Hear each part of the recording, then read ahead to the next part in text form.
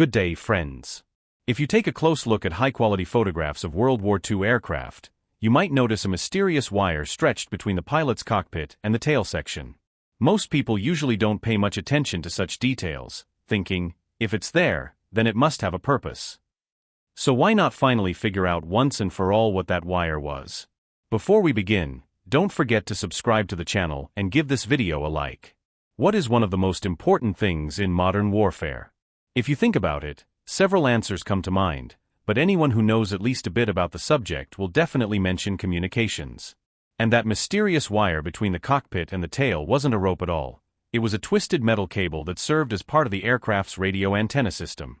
As is often the case, the most puzzling things turn out to be quite simple.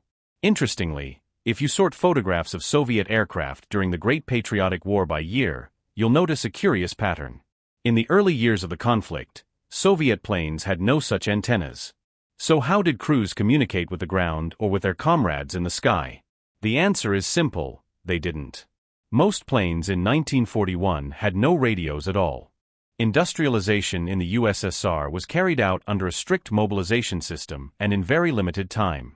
As early as 1933, Adolf Hitler's Mein Kampf had already been translated into Russian for internal use by top Soviet officials, and everyone understood that a new war was approaching rapidly.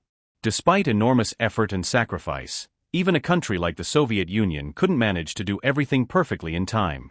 By 1941, there were only 3 factories in the entire USSR producing radio equipment for the military, including the Air Force.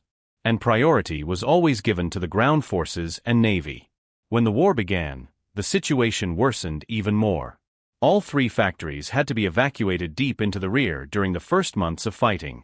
As a result, right up until the end of 1942, radio equipment in the USSR was extremely scarce.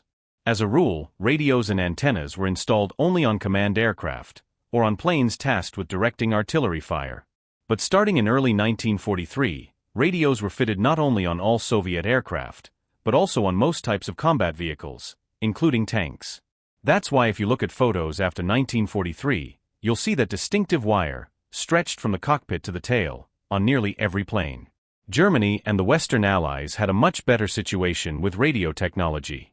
By 1941, most aircraft of Britain, the USA, Germany, and Italy were already equipped with radios.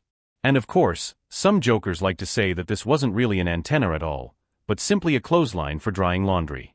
Thanks for watching. If you enjoyed this video, don't forget to subscribe, hit the bell, and give it a like.